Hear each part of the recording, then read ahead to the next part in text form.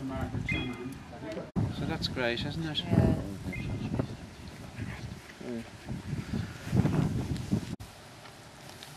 Was there something else you had? A candle. We could struggle with that, couldn't we? Oh, look at that. What the heck is she doing? Writing, I think.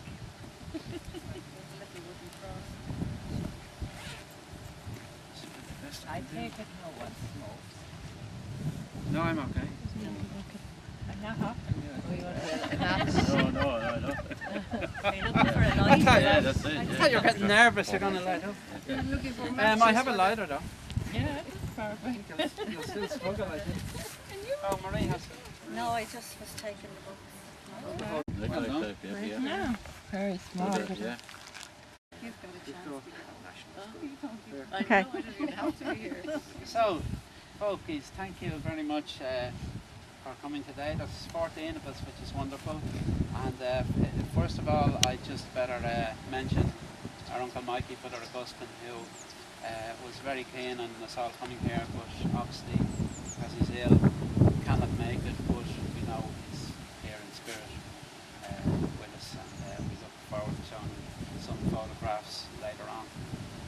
So, just to put the whole First World War into perspective, like I'm not any historian and you know as much about the First World War as I do, but the First World War broke out in August 1914 after the assassination of the heir to the Austrian throne, Archduke Franz Ferdinand, by a Serbian nationalist, and due to very unreasonable demands, it was considered that Austria placed on Serbia at the time. Serbia refused to concede to those demands, and Austria declared war on Serbia.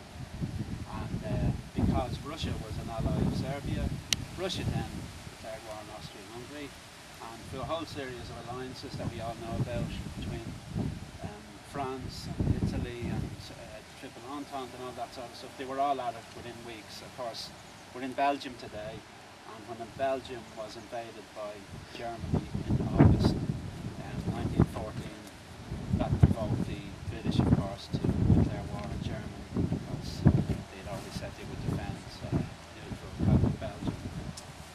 So, on the Western Front, you've all heard of the several campaigns that ensued over those 4 years from 1914 to 18. You've all heard of the Marne and Verdun and the Somme, and of course the one we're here about is Passchendaele.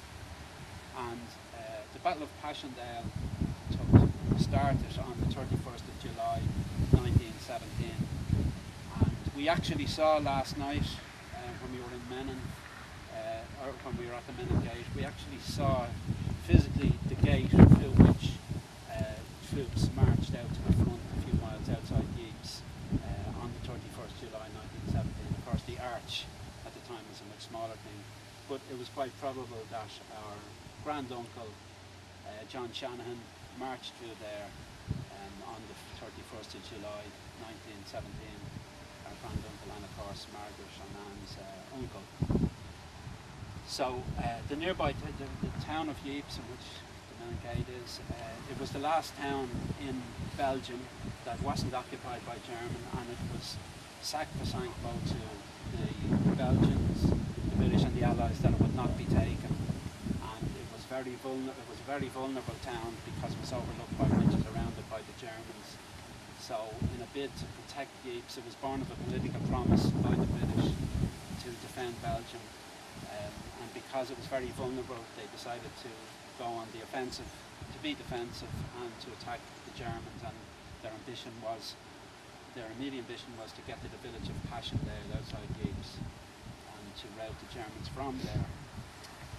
And after that, it was possible to get to the Channel ports where U-boats were sinking Allied and British merchant shipping.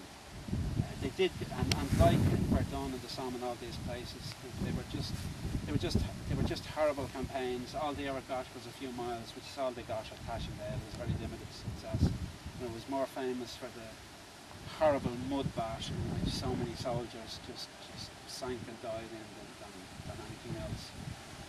But rather than me reinvent the wheel, there was about, I think it was autumn in 2014, Brother Augustine organised a mass for John Shanahan at the time, and the Nina Guardian newspaper covered that mass a little bit, or rather covered what the mass was about, and rather than me, as I said, reinventing the wheel, they wrote a small article about Passchendaele and what John Shanahan's likely participation in it would have been, along with hundreds of thousands of others. And I'm going to ask Martin now, would he just read that piece so that we can just put it into perspective where John Shanahan was in August on this day, or these weeks in August 1917.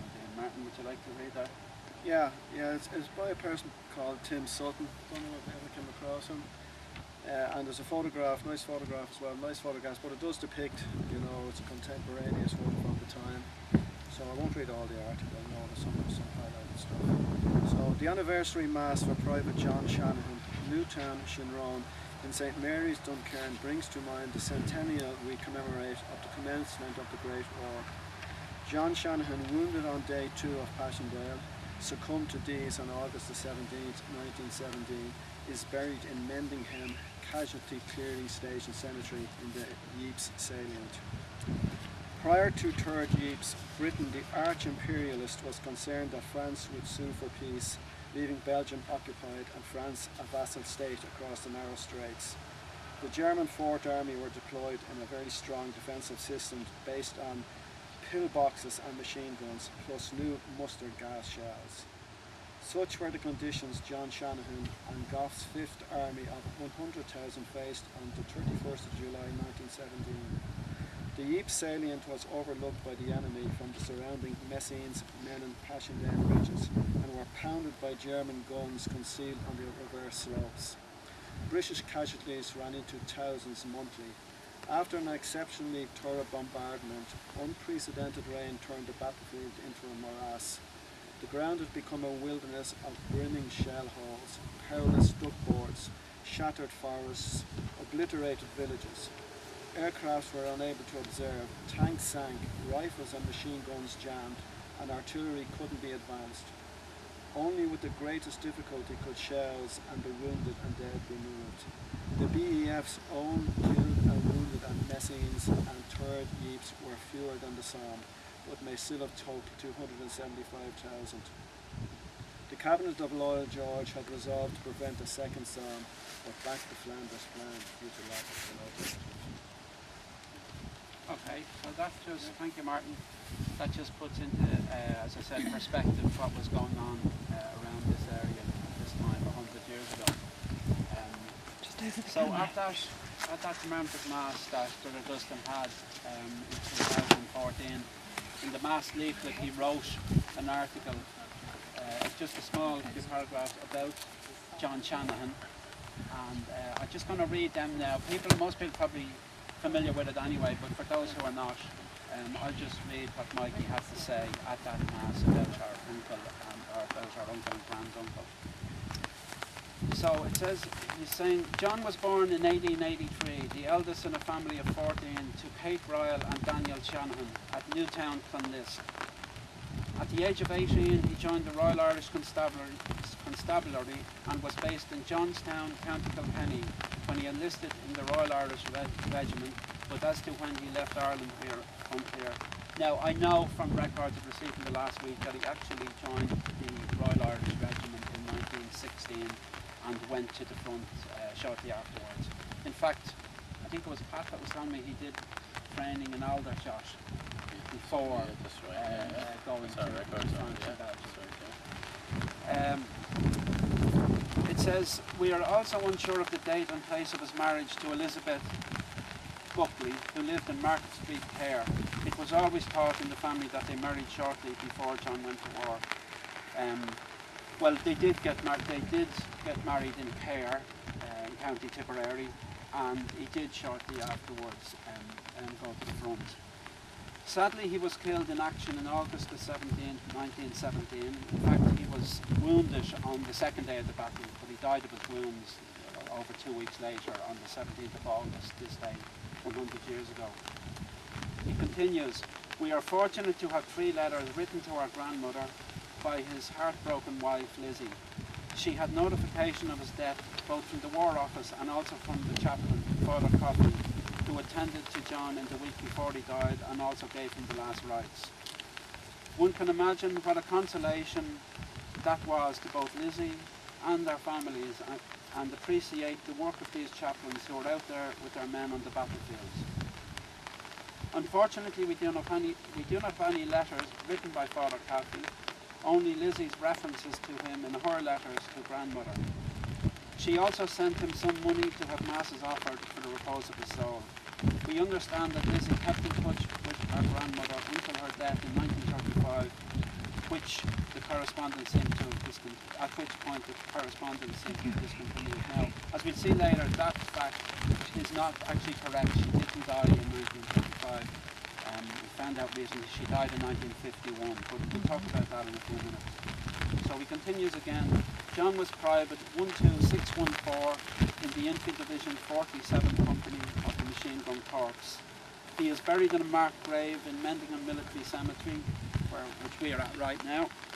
Thanks to, and this is relatives of ours, the Mullallys, thanks to Elsie and Tom Hayes, who went there some years ago, we are fortunate to have both photos of John's headstone and the cemetery where over 2,000 men are buried. So we can all see that here in this cemetery today. It's a cemetery of 2,000 soldiers. The Commonwealth War Graves Commission maintained these cemeteries in pristine condition, which I think we'll all agree with, and particularly at this time when huge numbers of visitors are expected. So that is what Mikey spoke about 3 years ago at the commemorative mass in 2014. So at this stage, I think it's appropriate if we do if somebody reads the Remembrance Day exhortation. Frank, would you like to read that one out for us, please? These words are taken from the annual Remembrance Sunday Memorial Service, which is held at every cenotaph in every village, town, city across Britain and many other parts of the world. They shall not grow old as we that grow old. Age shall not weary them, nor years condemn them. When you go home, tell them of us and say, for your tomorrow we give our today. At the going down of the sun, and in the morning we shall remember them. Thank you, Frank. So, actually again, Pat reminded me recently that one of our own poets, Irish poets from County Meath, from Slane in County Meath, Francis Ledwich, died on the first day of the Battle of Passchendaele. But Christy, you have also got some appropriate verses by another war poet we're just going to it's just now. a fairly short one. I'm sure you're all sort of at least somewhat familiar with the war poets, or even the phrase, nothing else. But I'm going to read it by Siegfried Sassoon. He didn't like Wilfred Owen and Wilfred Bruck, and Rosenberg as well. He didn't die during the war, but he was I'm not in no way an expert on anything, but I know he was sort of very furious at kind of any kind of glorification of war, and he wrote a poem about kind of castigating the men engaged where we were last night. But anyway, this one, just to give it again, just a little bit of context, this is a fairly short poem that he wrote. Anyway, it's called The Hero.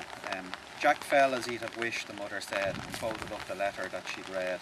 The Colonel writes so nicely, something broke in the tired voice that quavered to a choke. She half looked up. We mothers are so proud of our dead soldiers. Then her face was bowed. Quietly the brother officer went out. He told the poor old dear some gallant lies, that she would nourish all her days, no doubt. For while he coughed and mumbled, her weak eyes had shone with gentle triumph, brimmed with joy, because he'd been so brave, her glorious boy. He thought how Jack, cold-footed, useless swine, had panicked down the trench that night the mine went up at Wicket Corner, how he tried to get sent home, and how at last he died, blown to small bits, and no one seemed to care, except that lonely woman with white hair. Beautiful. Very nice. Lovely, thank you. So we've spoken a bit already about John, but we also referenced his wife Elizabeth Buckley, and I found out some things in recent weeks about his wife Elizabeth which we didn't know before. I actually found out by coincidence from Brother Anthony down in Clayton Park, where Augustine is at the moment. He has access to several databases, some of them paid databases that he's a member of. So I've got some quite interesting information about Elizabeth Buckley, which I'm just going to directly read from a collection of records that I received from him. And it will just crisscross with John as well while I read this out. So, first record here I have from 26 June 1916, and on that date I have that John married Elizabeth Buckley, the daughter of John Buckley and Elizabeth Buckley, née O'Connor. She was aged 27 when she married on 26th of June 1916 in the Roman Catholic Church of St Mary in Cahir. The witnesses at this wedding were Tim Shanahan, who was a brother of John and is your uncle, of course, Margaret and Anne's uncle, Tim Shanahan, and a lady called Josephine Richardson, who I do not know of. But these were the two witnesses at his wedding. Of course, I have here again, maybe I didn't mention it earlier, that the regiment John enlisted in was the Royal Irish Regiment, service number 9767. He enlisted in Dublin. He was later transferred to the 47th Company of the Machine Gun Corps with service number 12614. His rank was private, but the UK Army Register of Soldiers Effects 1901 to 1929 records his rank as Lance Corporal. So, yeah, moving on the records, again it says he's buried in Mendinghem Military Cemetery in Belgium, gives a reference. Now, the distribution of John's estate occurred on the 12th of July 1919, and it states, the UK Army Register of Soldiers Effects 1901 to 1929 records that on the 31st of December 1917, John's widow Elizabeth was authorised to receive the sum of £1, 4 shillings and 11 pence, and on the 24th of November 1919, a further sum of 8 shillings was paid to his widow. No address is recorded, but we do know, so they mean no address was recorded of his widow, but we do know from letters we have that his widow Elizabeth lived in Market Street in Cahir, and we'll see that shortly. Also, John was awarded the Victory Medal and the British Medal. Now, I have pictures of them here, but we don't know where those medals are, where they ended up. In fact, we don't know where they are, but these are pictures of those two medals. So, moving on. So again, I'm just looking at John's records from some of the census at the time. John Shanahan, again his marriage date, we said 27th of June 1916, Roman Catholic Church in Cahir, we said that.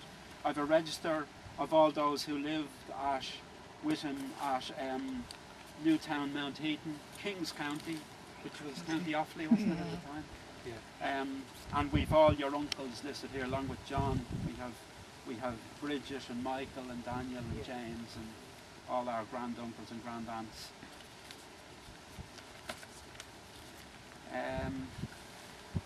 Next thing of interest here, again on a soldier's register, gives John's address at Johnstown, County Kilkenny, where we know he was based in the Royal Irish Constabulary, the RIC, before he joined the Royal Irish Regiment.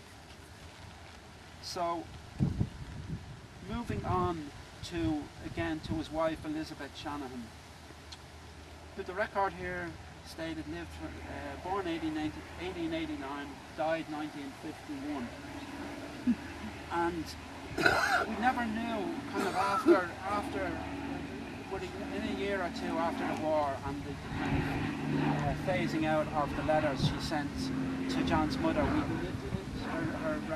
she kind kind of disappeared into thin air. We didn't know what became of her. And I think we thought at one time that there's a lot of Shanahans around Waterford, that she might have had a son with John, who might be still around, or descendants of his. But we have absolutely no record of him having children with Elizabeth. So it's a cold case. We know nothing, and we presume they had no children. But we have a record here that she remarried on the 3rd of June 1924, and this is from the Family Search website. She married in County Cork. It doesn't give the town in County Cork, but she married 3rd of June 1924 to a man called George Henry Thomas Sherwood.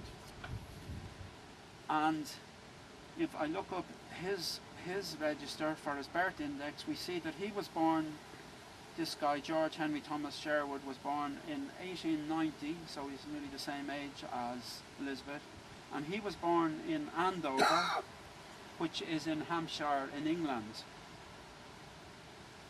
So we have then, he died, this George Henry Sherwood died in 1946, and we have from the probate calendar of his wife Elizabeth dying on the 11th of April 1951 at Sussex in England, and her name then of course was Elizabeth Sherwood. Now we know that she had a son G.J. Sherwood, because if we look at some more records, again the Family Search records, we can see on her death certificate the cause of her death. It's listed as myocardial failure. So this is Elizabeth 1951. She died of, as I said, myocardial failure, but it says here that the information on the death certificate was given by her son G.J. Sherwood. So she did have at least one son. Sorry, no, Michael said when we were down there that address is quite near where he is. Yeah, His yeah, area, it is. where he is at the moment. That address, as I said, the address is actually given as where she lived and died, and presumably lived with her husband and had this child. As in 4 Park Road, Haywards Heath, Sussex. Yeah, Michael said it was Now I quite have near. looked up Google Maps, and there is a house of 4. This address still exists, 4 Park Road, Haywards Heath. So whether this man is still alive or son, and he could well be in his 80s, is a bit of work for another day. So maybe the next time we're passing in the car we could call, but I don't know how interested he would be to know about the Irish side of his family. But What would his relationship be to John? well, Nothing at all. Is there any name for it at all? there's no relationship like this guy, if he's still alive or if he has children, G.J. Sherwood, there's really nothing to us other than a connection. Pardon? Something like that, yeah. Well, not really a stepfather. Interesting though, isn't it? But it's interesting then that, of course, in a way Elizabeth was our, like, Catholic and was our grandaunt, but she was your auntie. So your auntie there may have a son alive that you have to check up on. But would be no blood relation. No. That would make him your cousin. In-law, not. Cousin by marriage, yeah. Cousin by marriage.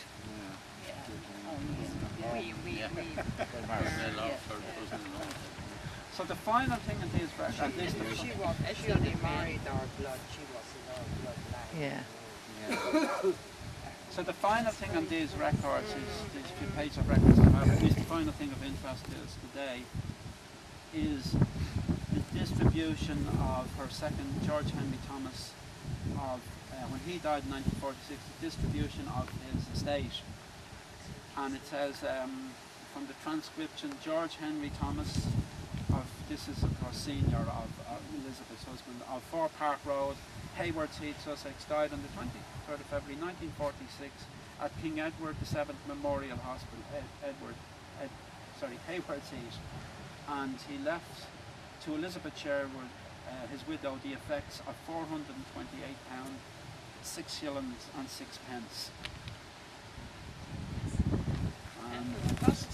Did she have? Yeah. Oh yes. So I have a record of when she died in 1951. It says Elizabeth Sherwood, again of 4 Park Road, Hayward's Heath, Sussex, died on the 11th of April 1951. Her probation, blah blah blah, and it says she left to her husband George John Sherwood, an insurance official, the effects of £1,833, 6 shillings and 4 pence. So. Would have been a few bucks. So she presumably left that to her son. Yeah. So the son would have been an insurance official. She was 62. So that's why So what was her husband? What occupation was he in? it does. I haven't got an occupation. Like he died in his late 50s. Army after that. I don't have an occupation for her husband, I'm afraid. Not in these records I have here, but I'm sure if I search further, there's probably more to this. He died relatively young. He was 58 or 59. She was He 62. died in 1946, so he died when he was 50. He was born 1890, so 56. Yeah, And 56. what did he die from? 62. 62. 62, yeah. What did he die from? It doesn't say. So we have notes on the cause of death of Elizabeth, Yeah, she died the on heart. family search website, but I don't have, I'm just checking, have we got anything for her husband, what did he die of? No, don't have it. So no, they married in 1926. Possible that the son was born maybe in the late 1920s. Which yes. make him near 100 now, in his 90s, if that was the case. Well, they married in 1924. Yeah, so it's possible that he was born. Yeah, But he could have been born mid-twenties. 10 years after that. Yeah, So he yeah. could easily be Born in in his the 80s. 30s, he'd be 77, 87 now. Yeah. Or he could not be here at all. We'd have to call in. Yeah. Arrive unannounced Who's someday. going back that way? Well, he could have. Well, yeah, could have. Oh, so just moving on quickly, as they still say. So we spoke a lot about there. We spoke for a while about Elizabeth, and we just mentioned that she had sent a number of letters home to John's mother at a time, a few weeks probably after John had passed away. And I'm going to ask, I suppose it would be Elizabeth's niece now, Margaret. Isn't that right? Just to read one of those letters. But just before that, there is, if you look at those handwritten letters, Yes. there is an error in the date. She must have got mixed up because she has them dated August, if you noticed. Yes, I And see August. so she here. must have meant September. I presume she just got mixed up between her with the bereavement and everything. Because he died on the 17th of August, where those letters are.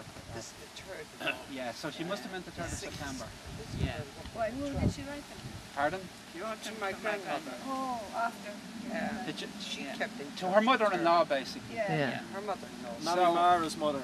No? No, Mammy Mara's. Mammy Mara's mother, yeah. Yeah, Mammy Mara's mother. Yes, yes. Our great grandmother. Sorry. Yeah. So, Margaret, would you just like to read one of those letters, maybe? This one you've marked here. Yes, please. Yeah. Well, it's marked the 3rd of the 8th. And dear Mrs. Shanahan, just a line trusting you and all at home to do well, as I am trying to do so. We must try not worry over poor John, as it won't do any good now. Nothing will bring him back. We must only pray for his poor soul. I know the dear fellow is happy. He died the death of a hero. And as Father Coffey said, he was well prepared to answer the divine call. So we have a lot to be thankful for. But when I think of ever seeing his lovely face again, I nearly go frantic. But please God, we will all meet someday in heaven. I wrote long ago to Father Coffey, but up to the present haven't had any answer. I have met some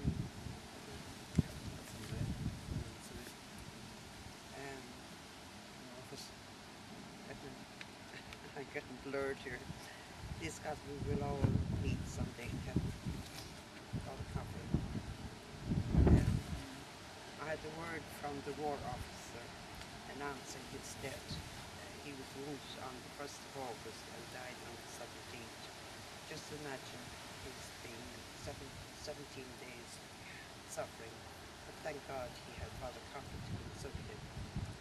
I didn't get any more news since I wrote to you last, so dear Mrs. Shanahan, I will now conclude hoping you, the boss, Bran and all are quite well.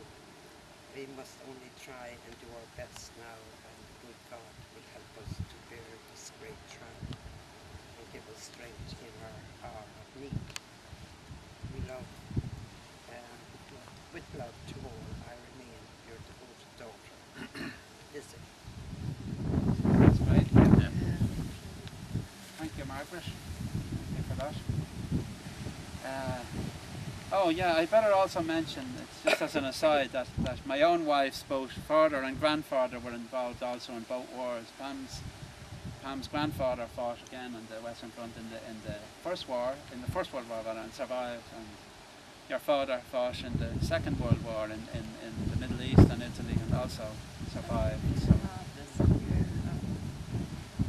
And I suppose as well here for us today, it's really when we consider last night at the Menin Gate, the several tens of thousands of names listed in that of soldiers who were never found, it is great that we have a grave to go to, and with, I wasn't sure, as I said, whether John's name would be on the grave, which is on it as well, so that's wonderful. So there's not an awful lot more for me to say. Paddy has kindly offered to sing a verse or two for us of a song that we all know well. Maybe you might join the chorus, called The Green Fields of France. I know we're not in France, we're in Belgium, but I think the sentiments of the song and the verses in it are very apt to what we're at today. So Paddy has a bad cold, but he said he would persevere. So thank you, Paddy. Drinking out of damp glasses. Well, how when you joined the great, did you leave a wife or a sweetheart behind? In some faithful heart is your memory enshrined. And although you died back in 1916, in some faithful heart are you forever 19? Or are you a stranger without even a name, enclosed now forever behind that last frame, in an old photograph torn, tattered and stained, and fading to yellow in a brown leather frame? Did they beat the drum slowly? Did they play the fife slowly? Did the rifles fire o'er ye as they lowered you down? Did the bugles sing the last post in chorus? And did the pipes play the flowers of the forest? Now the sun it shines down on these green fields of France. There's a warm summer breeze makes the red poppies dance. And look how the sun shines from under the clouds.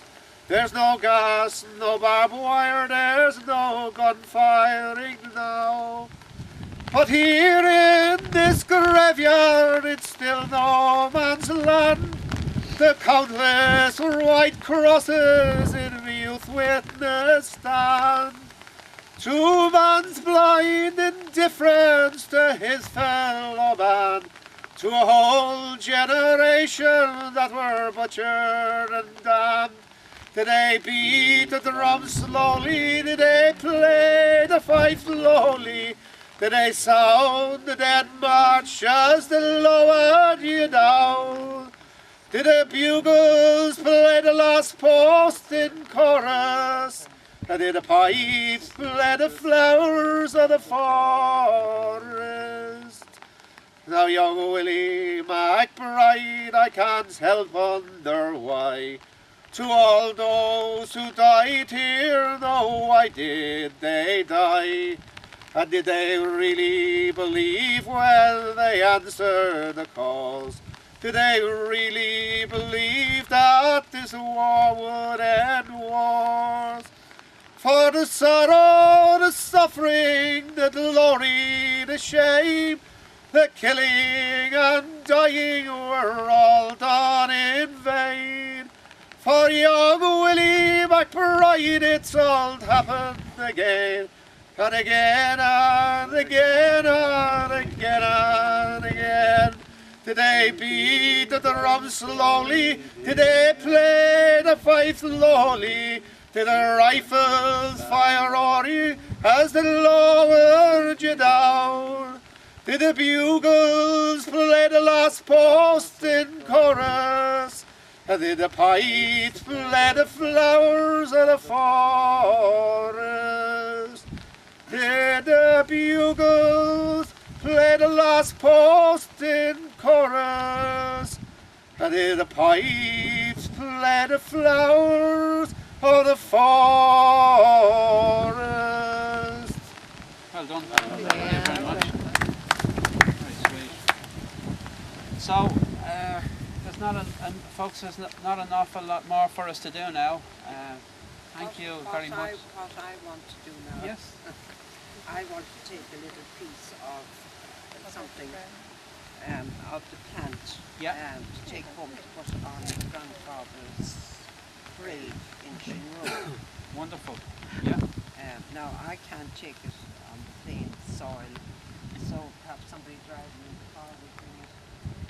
Yeah, no bother. Bring it here and give it to Nuala. Yeah, that's no problem. We'll get it Yeah. there. We'll get Yeah, it there. yeah, that's no bother. So Yeah, that's a wonderful idea. that'd be nice. Absolutely. Yeah. Yeah. So yes, Okay, yeah, so I'll sure. have to try and So, so as I said, we just there's not an awful lot more for me to say here today. Thank you everyone for coming and doing all the little bits and pieces. It took a lot of the pressure off me, and I'm just going to finally ask now Maria just to say a final prayer, and that will be it. Thank you very much, Maria. Okay, so this is a prayer of commemoration. Lord, God of the nations, we easily forget those who are the victims of war. Forgive the wrath of the nations, the desire to build empires and to seek domination over others. May your mercy be upon all who have suffered the ravages of war, soothe their sorrows and heal their memories. Restrain the impulses to seek revenge, and by your grace may we find forgiveness in our hearts. Strengthen our wills to do good and not harm, to care and not to destroy, and bring good out of evil. We make this prayer in the name of the one who endured the cross and was victorious over sin and death, Jesus Christ our Lord. Amen. Okay, just one last thing. I think we must say a great thanks to Nullig. Absolutely perfect and very, very professionally and Thank you. done. Thank you. So.